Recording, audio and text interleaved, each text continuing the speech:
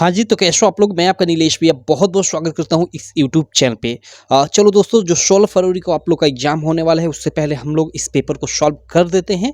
But I can say you it's not official board paper, it's just a sample paper, but it's very important.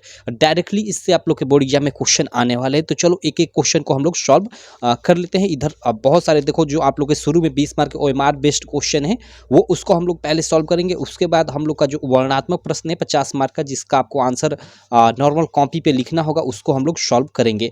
देखो, यहाँ आप लोग को paper में 3 घंटे 15 मिनट का टाइम मिलेगा, ठीक है, जिसमें से 15 मिनट पेपर पढ़ने को मिलेगा टाइम, और 3 घंटे में 1 घंटे आप लोग का ये ऑब्जेक्टिव करने का जो 20 है, इसको टाइम दिया गया, और 2 घंटे आप लोग का जो सब्जेक्टिव प्रश्न है उनको करने का टाइम दिया गया। लेकिन इन ऑब्जेक्टिव को आप कम ही समय में निपटा दो। कम से कम 20 ऑब्जेक्टिव है, तो हिंदी में तो अगर आप अच्छे से पढ़ोगे तो 20 से 25 मिनट में आराम से इन 20 ऑब्जेक्टिव क्वेश्चन को निपटा दोगे, ठीक। तो 20 से 25 मिनट में कर जो इधर टाइम बचा, आप ये जो सब्जेक्टिव होंगे इनको करने में आप टाइम देना। तो चलो हम लोग सॉल्व करते हैं एक एक क्वेश्चन। बाकी आप जानते हो कि जो 20 ऑब्जेक्टिव क्वेश्चन होंगे शुरू के, उनका आंसर आपको ओएमआर शीट पे देना होगा। ओएमआर शीट में कई वीडियो में भरना सिखा चुका हूँ, एक बार और भी बना दूंगा आपको कि ओएमआर शीट कैसे भरे बोर्ड परीक्षा से पहले।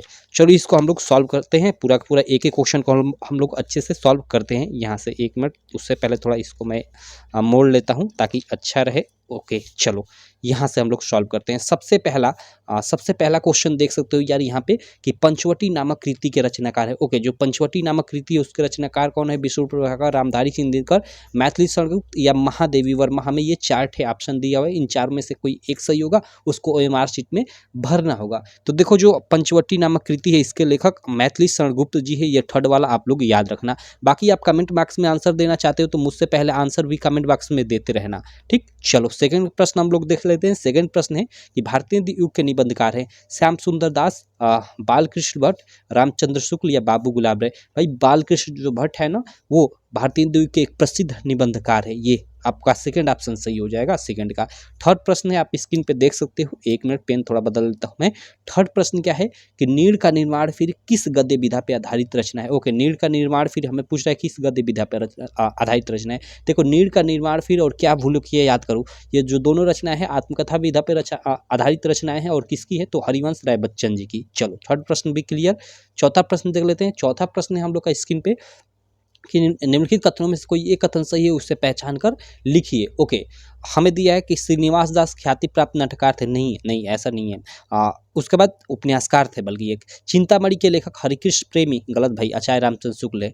झलमल कहानी संग्रह के लेखक पद्मलाल पूनालाल भक्सी है। ये हम लोग का थर्ड है कि झलमल कहानी के लेखक पद्मलाल पूनालाल भक्सी हैं। बिल्कुल यही राइट है, ठीक। बाकी गोविंद बल्लभ पंत भारतीय द्वीप के नहीं। चलो, ये आप लोग का थर्ड ऑप्शन बिल्कुल राइट हो जाएगा। झलमल कहानी के लेखक पद्मलाल पूनालाल भक्सी जी हैं। चलो, आपको फोर्थ नंबर भी क्वेश्चन क्लियर। पांचवा हम लोग क्वेश्चन कर लेते हैं। पांचवा क्वेश्चन आप स्क्रीन पे देख सकते हो कि आदिकाल को अन्य किस नाम से जाना जाता है? वीरगाथा काल, मध्यकाल, युद्धकाल, श्रृंगार काल। देखो, आदिकाल को कई नामों से जाना जाता है, लेकिन ऑप्शन के अनुसार ये वीरगाथा काल, आदिकाल को वीरगाथा काल के नाम से भी जाना जाता है। और इसको मतलब वीरगाथा काल किसने कहा था? तो आचार्य रामचंद्र शुक्ल ने कहा था, ठीक। चलो, ये आप लोग का सही हो जाएगा, फर्स्ट ऑप्शन पांचवे का। तो मार्कशीट में आपका पांचवे में ABCD रहेगा, तो आप A को ऐसे रंगीन कर देना, ठीक। चलो आगे हम लोग देखते हैं। ये पांचवे के बाद 6 नंबर प्रश्न इधर हम लोग देख लेते हैं। 6 नंबर प्रश्न आप स्क्रीन पे देख सकते हो कि भगवत शरण उपाध्याय द्वारा रचित निबंध संग्रह है ठेले पर हिमालय, नदी के द्वीप, विचार विधि या फिर ठूठा आम। प्रश्न संख्या 6 है कि भगवत शरण उपाध्याय द्वारा रचित निबंध संग्रह है कौन सा? तो ठूठा आम। काफी फेमस है भाई, काफी फेमस है, ठीक। चलो अगला 7वां प्रश्न आप स्क्रीन पे देख सकते हो कि एक घूंट नामक नाटक के लेखक है। भाई, एक घूंट नामक नाटक बहुत फेमस है, ये भी जयशंकर प्रसाद जी का ही है, एक घूंट, ठीक। चलो 7वां प्रश्न भी आपका क्लियर, बाकी ये सब गलत हो जाएगा। 8वां हम लोग का है, 8वां की द्विवेदी युग की समय सीमा। ओके, हमें द्विवेदी युग की समय सीमा बताना है कि वो कब से कब है। 1900 से 1918 ईस्वी तक, या 1850 से 1950 तक, या 1918 से 1936 तक, या 1957 से आज तक। ये हम लोग का 8वां प्रश्न है। 8वें का हम लोग का चौथा ऑप्शन सही होगा, तो वो फर्स्ट ऑप्शन सही हो जाएगा, 1900 से 1918 तक, ठीक। चलो उसके बाद हम लोग 8वें के बाद 9 नंबर प्रश्न देख लेते हैं। 9 नंबर प्रश्न क्या है, आप लोग स्क्रीन पे देख सकते हो कि ललित ललाम के रचयिता है। ओके, हमें ललित ललाम के रचयिता के बारे में बताना है। पद्माकर है, भूषण है, मतीराम है या फिर ज्ञानेंद्र कुमार है। ये 4 ऑप्शन में से कौन सही होगा, आप बाकी आप कमेंट बॉक्स में बता सकते हो। तो जो ये 9 नंबर है, इसका सही ऑप्शन है ये मतीराम। ठीक है, जो रीतिकाल के, शायद हाँ, रीतिकाल के प्रसिद्ध कवि है मतीराम। ठीक, तो चलो ललित ललाम के रचयिता है ग, ये आप लोग का ऑप्शन सही हो जाएगा। उसके बाद 10 नंबर प्रश्न है कि रस मीमांसा के लेखक हैं। रस मीमांसा के लेखक कौन है भाई, सब लोग जानते हो, आचार्य रामचंद्र शुक्ल, जो आप लोग के फर्स्ट चैप्टर के लेखक हैं। ये ऑप्शन सही हो जाएगा। चलो उसके बाद ये देखो, ये शुरू के जो 10 प्रश्न होंगे ऑब्जेक्टिव में, 20 प्रश्न में से 10 जो प्रश्न होंगे शुरू के, वो आप लोग के प्रमुख लेखक, उनकी रचनाओं, उनकी विधाओं से संबंधित होंगे। और उसके अलावा जो 10 प्रश्न होंगे आगे के, यानी 11 से 20 तक के, 11 से जो 20 तक के प्रश्न होंगे, वो आप लोग के हिंदी व्याकरण से, जैसे रसछंद, अलंकार, तत्सम, तद्भव, परिवाची, इनसे होंगे। तो चलो इनको हम लोग सॉल्व कर लेते हैं। सबसे पहले यहाँ फर्स्ट प्रश्न इसमें, या 11वां देख सकते हो हिंदी व्याकरण का। ठीक है, कि शोक विकल सब रोवहि रानी, रूप सिल बलु तेज बखानी, करहि विलाप अनेक प्रकार, परहि भूमि तलवारी। देखो इसमें साफ साफ आपको मालूम चल रहा है इसमें क्या पूछ रहा है, उपयुक्त पंक्तियों में रस है, हमें रस पूछ रहा है।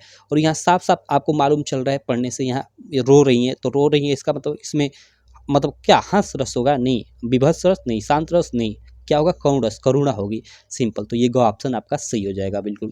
ओके, चलो 11 के बाद इधर हम लोग आ जाते हैं 12 नंबर प्रश्न पे। उससे पहले इसको थोड़ा फोल्ड कर लेता हूँ और हम लोग 12 नंबर प्रश्न सॉल्व करते हैं। यहाँ पे देखो 12 नंबर प्रश्न क्या है कि यहीं कहीं पर बिखर गई वह भग्न विजय माला सी। इसमें हमें बताना है कि क्वेश्चन नंबर 12 में कौन सा अलंकार है। यहाँ पे देख सकते हो अलंकार पूछ रहे हैं, तो उपमा अलंकार, ठीक है, रूपक अलंकार, उत्प्रेक्षा अलंकार, अनुप्रास अलंकार। तो देखो सही ऑप्शन ये फर्स्ट वाला हो जाएगा, उपमा अलंकार। क्योंकि देखो यहीं कहीं पे ये जहाँ सुभद्रा कुमारी चौहान जी ने लिखा है ना, झांसी की रानी चैप्टर, उसी में की ये लाइन्स है कि यहीं कहीं पर बिखर गई भग्न विजय माला से। मतलब अंत में जब उनकी मृत्यु होती है, ठीक है, वो जमीन पे गिरती है झांसी की रानी, तो उनकी तुलना की गई कि वो भग्न विजय माला सी, मतलब विजय माला सी वो मतलब गिरती हैं। ठीक है, तो यहाँ मतलब आप सब लोग जानते हो कि उपमा अलंकार में क्या की जाती है, तुलना की जाती है। तो चलो यहाँ पे ये उपमा अलंकार हो जाएगा, ज़्यादा मैं डिटेल में नहीं जाता हूँ।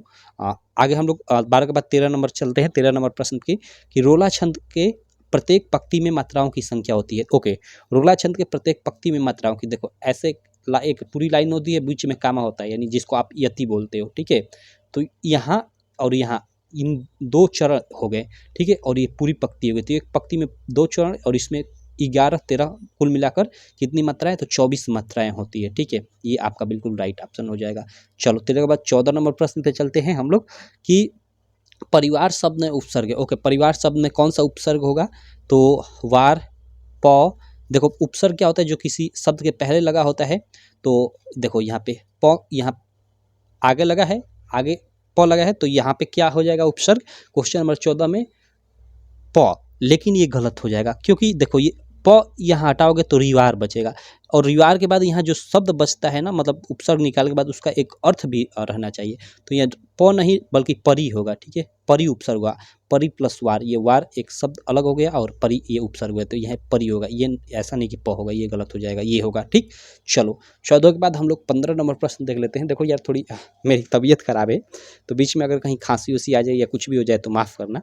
चलो 15 नंबर प्रश्न क्या है कि हंसाई शब्द में कौन सा प्रत्यय है। अब देखो प्रत्यय जो किसी शब्द के अंत में लगा होता है, बाद में, उपसर्ग पहले प्रत्यय बाद में। तो हंसाई, देखो यहाँ पे तो हंस प्लस आई, यानी यहाँ पे कौन सा प्रत्यय है अंत में, आई। तो यहाँ पे यह हंसा नहीं, साई। देखो कितने लोग साई इस पे मारेंगे, लेकिन ये गलत हो जाएगा। यहाँ पे ई भी नहीं होगा, यहाँ पे आई प्रत्यय होगा, ये वाला ऑप्शन हो जाएगा। चलो 15 के बाद हम लोग 16 नंबर प्रश्न देख लेते हैं कि पाप पुण्य का समास विग्रह होगा। ओके, पाप पुण्य का हमें समास विग्रह करना है कि पाप प्लस पुण्य, या पुण्य प्लस पाप, या पाप और पुण्य, पाप पुण्य। तो सही ऑप्शन ये पाप और पुण्य, इसका हम लोग समास विग्रह करेंगे तो पाप और पुण्य हो जाएगा। ठीक, चलो आई होप आपको ये समझ में आ गया होगा। ठीक, चलो अगले पे हम लोग चलते हैं। 16 के बाद हम लोग 17 नंबर पे। ठीक, चलो 17 नंबर क्या है कि काज शब्द का तत्सम रूप है। काज शब्द का तत्सम रूप हमें बताना है, चूंकि ये तद्भव शब्द है, इसका तत्सम रूप क्या होगा, कार्य होगा, छिद्र होगा, श्रम होगा, या कुम्हार होगा, कुम्हार होगा। ठीक, 17 नंबर प्रश्न का आप मतलब कमेंट बॉक्स में भी आंसर दे सकते हो मेरे से पहले।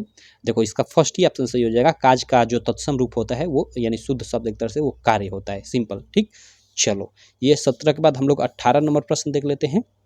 मध्वारी का संधि विच्छेद होगा। ओके, मध्वारी का संधि विच्छेद क्या होगा? मधु प्लस अरि या मध प्लस वरी या मधु प्लस वारी या मध्व प्लस वारी, ये हमें बताना है कि मध्वारी का संधि विच्छेद क्या होगा। तो देखो इसका जो संधि विच्छेद होगा, इसका मतलब जो मध्वारी शब्द है, देखो ध्यान देना, ये सबसे पहले तो किसका उदाहरण है? देखो मधु, तो ये मध पहला ही हो जाएगा। क्यों? क्योंकि मधु उ प्लस अ, यानी छटाऊ या बढ़ाऊ के बाद असमान स्वर आए तो उसका क्या हो जाता है? आपने देखा होगा वह हो जाता है। ये यण संधि का गुण है। ठीक है, यण संधि का, यण संधि आप अच्छे से पढ़ लेना, आपके एग्जाम में 100% यण संधि ही पूछेगा। तो ये फर्स्ट ऑप्शन सही हो जाएगा। चलो उसके बाद हम लोग यहाँ पे देख लेते हैं 18 के बाद 19 नंबर प्रश्न। 19 नंबर प्रश्न क्या है? 19 नंबर प्रश्न की फला नाम रूप है, फल शब्द का। ओके, फला नाम हमें रूप बताना है। ठीक है, तो तृतीय विभक्ति बहुवचन का रूप है, सप्तमी विभक्ति बहुवचन का रूप है, या पंचमी विभक्ति बहुवचन का रूप है, या षष्ठी विभक्ति बहुवचन का रूप है? सही ऑप्शन भाई षष्ठी विभक्ति में फला नाम आता है। ठीक है, या बालका नाम आपने पढ़ा होगा।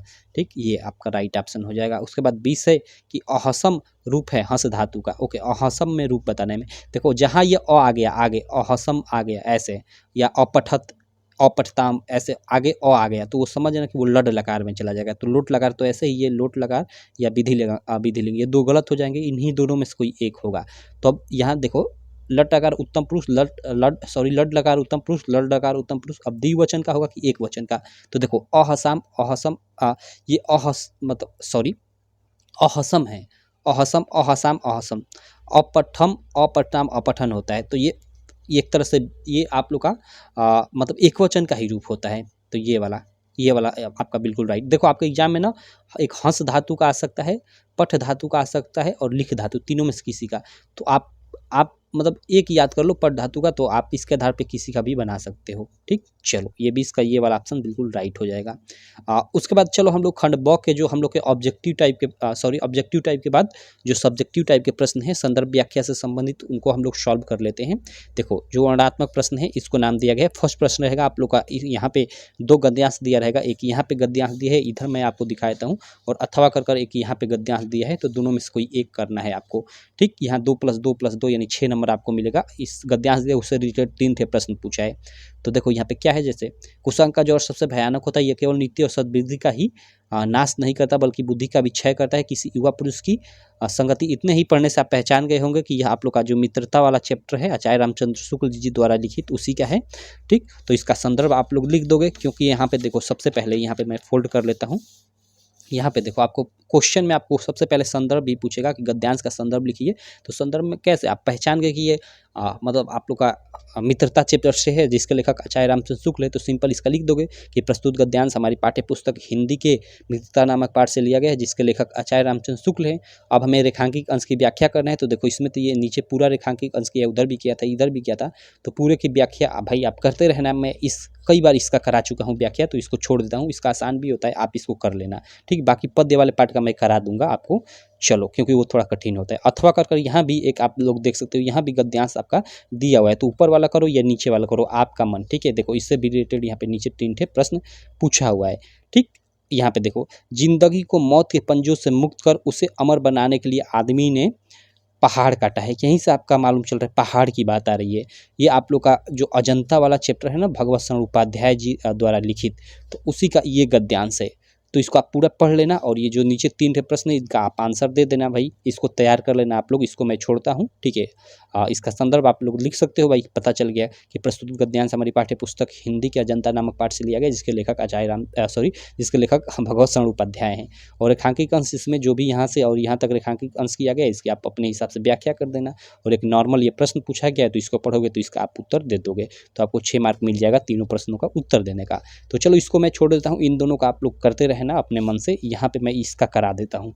देखो ये क्या है हम लोग का, यहाँ पे देखो दूसरा प्रश्न आप लोग का, जैसे ये गद्यांश था तो यहाँ पे 2 पद्यांश रहेंगे। क्या, यहाँ पे 2 पद्यांश आपके रहेंगे, और दोनों में से किसी एक का आप लोग को एग्जाम में संदर्भ व्याख्या करना होगा। जैसे यहाँ पे देखो एक ये पद्यांश दिया है और एक ये पद्यांश दिया है, बीच में अथवा ये करो या ये करो, इन दोनों से रिलेटेड 3 थे नीचे ये प्रश्न पूछा रहेगा। ठीक, चलो जैसे यहाँ पे है ये पहला गद्यांश मैं पढ़ता हूँ कि पुरते निकसी रघुवीर वधु धरि धीर दय मग में डग है द्वय, झलकी भरी भाल कनी जल की पुट सुखी गए मधुराधर वय।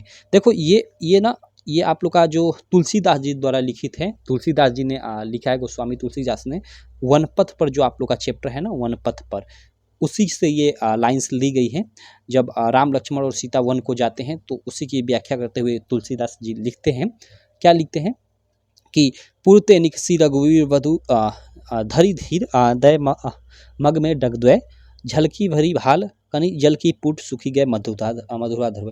यानी वही जब मतलब वन के लिए एक तरह से बोल सकते हैं कि जब राम लक्ष्मण और सीता निकलते हैं और केवल 2 कदम आगे ही गए होते हैं, जब तब तक कि सीता जी के माथे से पसीने की बूंदें झलकने लगती है और उनके ओठ एक तरह से सूख जाते हैं, थकान के कारण सूख जाते हैं। ठीक है, तब क्या होता है कि फिर बुझती है चलनो अब केतिक पण कुटी करिहो कित तिय की लखी आतुर से पिए की अखिया अति चारू चली जल चुए। मतलब तब वो क्या करते हैं कि राम से पूछती हैं, तब वो राम से पूछती हैं कि अभी हमें कितने दूर तक चलना है। अब हमें वो व्याकुल होकर राम जी से पूछती हैं कि अभी हमें कितने दूर तक चलना है और कितनी दूरी पे हम लोग जाकर कुटिया बनाकर एक तरह से रहेंगे। क्लियर। तिय की लखी आतुरता पिय की अखिया अति चारू चली जल जो है, मतलब जो सीता जी की इस प्रकार की जो स्थिति है उसको भाई राम जी तो अंतर्यामी थे तो वो समझ जाते हैं, जान जाते हैं, और इस प्रकार की उनकी स्थिति देखकर राम जी के आंखों में क्या आ जाता है, आंसू आ जाता है। तो ऐसे आप इसकी व्याख्या कर सकते हो। इसका मैंने अर्थ बता दिया, आप इसकी व्याख्या करते रहना। और इसका चूँकि संदर्भ तो आप लोग लिख ही लोगे, वनपथ पे आपको बता दिया तो लिख लोगे कि प्रस्तुत पद्यांश हमारी पाठ्य पुस्तक हिंदी के वनपथ नामक पाठ से लिया गया है, जिसके रचयिता, इसमें आप रचयिता शब्द यूज करोगे। ठीक है, ध्यान देना, पद्यांश में रचयिता शब्द यूज किया जाता है और जो गद्यांश होता है इसमें लेखक शब्द यूज किया जाता है। तो जिसके रचयिता गोस्वामी तुलसीदास है, ऐसे लिख दोगे। और इसका अर्थ मैंने बता दिया तो आप व्याख्या भी कर लोगे। और श्री राम के नेत्रों से आंसू क्यों बहने लगे, तो भाई सिंपल है कि श्री राम के नेत्रों से आंसू इसलिए बहने लगे क्योंकि वो सीता जी की मतलब जो स्थिति थी उसको देखकर इनके आंखों से आंसू बहने लगे। ऐसे लिख दोगे कि सीता जी की स्थिति देखकर श्री राम के नेत्रों से आंसू बहने लगे। सिंपल। चलो उसके बाद ये आपका हो गया, इसको भी चलो मैं करा देता हूँ, ये भी काफ़ी इंपॉर्टेंट है। ठीक है, ये क्या है आप लोग देख सकते हो कि धूरी भरे अति शोभित श्यामजू तैसी बनी श्री सुंदर चोटी खेलत खात फिरे अगना पग पैजनी बाजती पिरी कचोटी। देखो यहाँ पे 1 मिनट। ओके, चलो देखो इसका अर्थ क्या है, चूंकि और यह किस चैप्टर से आपका, देखो धूरी भरे अति शोभित श्यामजू तैसी बनी सिर सुंदर चोटी खेलत खात फिरे अगना पग पैजनी बाजती फिरी कचोटी। इतने पढ़ने से आपको शायद मालूम हो गया होगा, ठीक है, कि ये किसके बारे में बताया जा रहा है। बाकी यहाँ आगे पढ़ोगे तो यहाँ रसखानी मिलेगा, यानी इससे पहचान जाओगे कि ये रसखान जी द्वारा लिखित है। तो आपके मतलब कौन सा रसखान जी द्वारा लिखित चैप्टर है पद्य पाठ में, तो आप सब लोग जानते हो कि मतलब जो रसखान जी द्वारा लिखित केवल एक ही मतलब आप लोग का जो पद्य पाठ में है ना, एक ही मतलब चैप्टर है जिसमें मतलब वो क्या होता है कि कृष्ण के बारे में पूरी तरह से व्याख्या करते हैं। और इसमें भी आप लोग का वो मतलब कृष्ण के बारे में ही व्याख्या कर रहे हैं। जो रसखान के सवय नामक आप लोग का चैप्टर है ना, उसी का ये मतलब ये पद्यांश दिया हुआ है। तो सिंपल इसका संदर्भ लिखना है तो संदर्भ कैसे लिखोगे कि प्रस्तुत पद्यांश हमारी पाठ्य पुस्तक हिंदी के सवय नामक पाठ से लिया गया है, जिसके रचयिता, ठीक है, जिसके रचयिता रसखान जी हैं। सिंपल ऐसे लिख दोगे। अब व्याख्या इसका कैसे करोगे, तो व्याख्या में हेडिंग डालकर और लिखोगे कि प्रस्तुत पंक्तियों के माध्यम से, मतलब ये व्याख्या में हेडिंग डालकर लिखोगे प्रस्तुत पंक्तियों के माध्यम से रसखान जी कहते हैं कि, अब क्या कहते हैं बाकी इसके आगे इसका जो भी अर्थ है लिख दो सिंपल। तो इसका अर्थ क्या है, चलो मैं आपको समझा देता हूँ। देखो, धूरी भरे अति शोभित श्यामजू तैसी बनी सिर सुंदर चोटी, मतलब जो कृष्ण के मतलब जो शरीर पे जब छोटे होते हैं अपने अगना में खेलते हैं, आपने देखा होगा वो मतलब कृष्ण लीला में भी जब छोटे होते हैं तो अपने अगना में खेलते हैं। तो उस समय की ही व्याख्या करते हुए रसखान जी लिखते हैं कि धूरी भरे अति शोभित श्यामजू, मतलब श्री कृष्ण का जो श्याम वर्त शरीर है उस पर मतलब पूरी तरह से धूल लगी हुई है और वह बहुत सुंदर लग रहे हैं। तैसी बनी सुंदर चोटी, और उसी प्रकार उनकी जो चोटी है वो भी सुंदर बनी हुई है। खेलत खात फिरे अगना, और खाते हुए खेलते हुए वो अपने अगने में इधर उधर घूमते हैं। पग पैजनी बाजती, और उनके पैरों में क्या है, ये पैजनी यानी वही एक तरह से पैजनी ही लिखो, पैजनी बाजती है। फिरी कचोटी, और वह पीली कछोटी पहने हुए हैं, ऐसे इसका अर्थ हुआ। वह छवि को रसखानी बिलुकत, मतलब उनकी ऐसी छवि को रसखान जी मतलब देखते हुए कहते हैं कि वारत काम कला निज कोटि, मतलब उनकी इस सुंदरता के आगे कामदेव भी फीके पड़ रहे हैं। एक तरह से कामदेव को काफ़ी सुंदर माना जाता है, तो वही यहाँ पे कह रहे हैं। ठीक, काग के भाग बड़े सजनी, हरी हाथ सो ले गए माखन रोटी। उसी समय खेलते समय वो अपने हाथों में माखन रोटी लिए होते हैं, तो उनके हाथों से माखन रोटी कौवा छीन कर लेकर भाग जाता है। तो उसी की व्याख्या करते हुए मतलब रसखान जी कहते हैं कि उस कौवे की मतलब जो भाग्य है वो बहुत अच्छी है कि वह मतलब इनके हाथों से मतलब माखन रोटी छीन कर लेकर चला गया, सिंपल। ठीक, तो इस तरह से इसका कुछ अर्थ है, इसका आप लोग व्याख्या कर देना अपने हिसाब से। तो ये हो गया आप लोग का ये सेकंड वाला गद्यांश। तो दोनों में से किसी एक को आपको करना होगा। बाकी शोभित श्यामजू में कौन सा अलंकार है, तो शोभित श्यामजू स्व आ रहा है, तो यहाँ अनुप्रास अलंकार हो जाएगा। ठीक, तो ये दोनों में से कोई भी आ जाता है तो एक आप कर दोगे, आपको मिल जाएगा 6 मार्क। क्लियर। अब चलो यहाँ पे ये तो हम लोग का ये प्रश्न होगा। दूसरा, तीसरा प्रश्न क्या रहेगा। तीसरा प्रश्न आप लोग का हिंदी के ही पीछे संस्कृत के चैप्टर हैं, तो संस्कृत के मतलब उनमें से संस्कृत गद्यांश में से क्या रहेगा। 1 मिनट यार, खांसी आ रही है। ओके, देखो जो मतलब संस्कृत के गद्यांश है ना, पीछे संस्कृत वाला आप लोग का चैप्टर, उसी में से किसी न किसी चैप्टर का गद्यांश दे देगा, उनमें से किसी 2 देगा, बीच में अथवा रहेगा, किसी एक का आप लोग का हिंदी अनुवाद करना होगा और साथ में संदर्भ लिखना होगा, जिसका आपको 5 मार्क मिलेगा। जैसे यहाँ पे देखो इधर दिया हुआ है, मैं इधर निकाल लेता हूँ, 1 मिनट इधर। चलो, जैसे देखो यहाँ पे ये दिया हुआ है, आप लोग देख सकते हो यहाँ पे ये गद्यांश दिया हुआ है और अथवा कर यहाँ पे ये नीचे गद्यांश दिया हुआ है। ठीक, तो इनमें से किसी एक का, ऊपर वाले या नीचे वाले का, किसी एक का आपको संदर्भ लिखना है और साथ में इसका हिंदी अनुवाद करना है। तो देखो ये आपका देखो, एकदा बहवो जना धूमयानी नोहितर गाड़ी आरोही नगरम पति आगच्छन्ति। यहाँ से फर्स्ट ही लाइन से आपको पता चल गया होगा कि मतलब यह जो आप लोग का ये जो गद्यांश दिया हुआ है, यह आप लोग का मतलब संस्कृत में जो चैप्टर है, हिंदी संस्कृत में पीछे प्रबुद्धो ग्रामीण उसमें एक चैप्टर है, उसी का मतलब ये लाइंस दी हुई है। तो सिंपल इसका संदर्भ लिख लोगे कि प्रस्तुत गद्यांश हमारे पाठ्य पुस्तक हिंदी के संस्कृत खंड में अवतरित प्रबुद्धो ग्रामीण नामक पाठ से लिया गया है। सिंपल इतना ही लिखा जाता है, इसमें लेखक या रचयिता का नाम नहीं लिखा जाता है। और उसके बाद मतलब इतना लिखोगे तो उसका 2 मार्क, और हिंदी अनुवाद हेडिंग डालकर इसका हिंदी अनुवाद जो भी हो कर लेना। इसका हिंदी अनुवाद मैं नहीं बताता हूँ क्योंकि ये काफ़ी फेमस है, आप सब लोग जानते हो। एकदा बहवो जना मतलब एक बार, ये कहानी क्या है कि आप सब लोग जानते हो कि मतलब एक बार बहुत से लोग मतलब क्या है कि मतलब रेलगाड़ी पे चढ़कर नगर की तरफ जा रहे थे, तभी मतलब जो ग्रामीण लोग बैठकर जा रहे थे और उसमें कुछ शहरी लोग भी थे।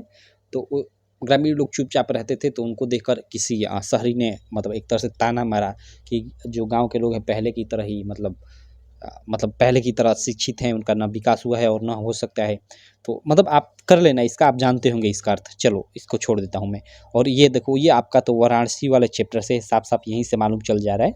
तो आप लोग इसका भी संदर्भ लिख लोगे, बता दिया मैं कि यह आप लोग का किससे है। तो लिखोगे कि प्रस्तुत गद्यांश हमारी पाठ्य पुस्तक हिंदी के संस्कृत खंड में अवतरित वाराणसी नामक पाठ से लिया गया है। बस सिंपल इतना ही लिखा जाता है। और उसके बाद इसका जो भी हिंदी अनुवाद हो आप कर लेना। इसका भी हिंदी अनुवाद आप पढ़े होंगे तो आप आसानी से इसका कर लोगे। ठीक है, नहीं तो इसको क्लियर कर लेना। बाकी मैं इसको छोड़ देता हूँ। ठीक, चलो उसके बाद देखो, ये तीसरा आप लोग का इस टाइप का रहेगा। और चौथा में आप लोग का यहाँ पे 2 पद्यांश दिया रहेगा, वही हिंदी संस्कृत से ही।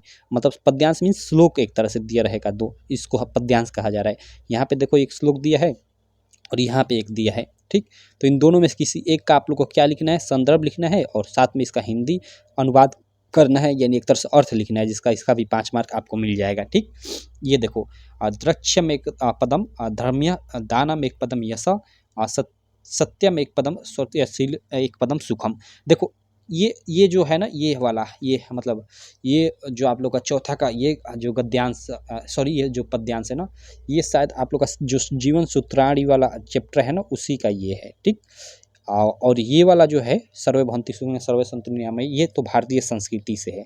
ठीक, तो ये मैंने बता दिया। तो किस किस चैप्टर से, तो दोनों में से किसी एक का आप संदर्भ लिख लोगे और दोनों में से किसी एक का मतलब जिसका संदर्भ लिखोगे उसकी व्याख्या कर दोगे, व्याख्या नहीं हिंदी अनुवाद कर दोगे, आपको 5 मार्क मिल जाएगा। तो इसको भी मैं छोड़ देता हूँ, आप करते रहना।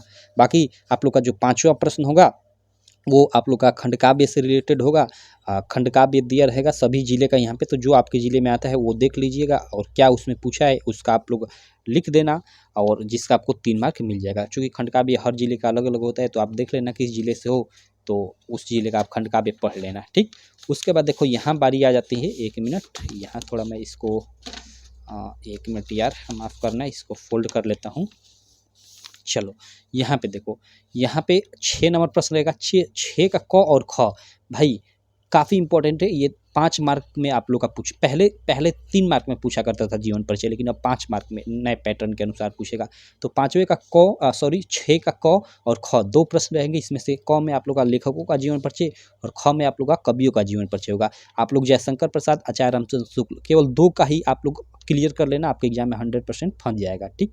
और उसके अलावा इस कवियों में आप लोग तुलसीदास का, महादेवी वर्मा का, रसखान का भी तैयार करना चाहते हो तो कर लेना, और एक किसी और का तैयार कर लेना। कम से कम 4 तो तैयार कर ही लेना इसमें, ठीक। आपके एग्जाम में 100% फंस जाएगा। बाकी इसका नए पैटर्न के अनुसार लिखने का तरीका कैसे है मैं वो भी बता चुका हूँ चैनल पे। आप लोग को जैसे जीवन परिचय हेडिंग डालकर यहाँ पे एक डब्बा टाइप का बॉक्स बनाना पड़ेगा, उसमें आपको लिखना पड़ेगा पहले कि इनका जन्म, मृत्यु, माता, पिता, रचनाएँ, इस हेडिंग बनाकर, थोड़ा हेडिंग नहीं मतलब डब्बा टाइप का बनाकर इसमें थोड़ा पहले ही आपको व्याख्या करना पड़ेगा। उसके बाद यहाँ जीवन परिचय लिखकर और पूरा इनके बारे में लिखना होगा।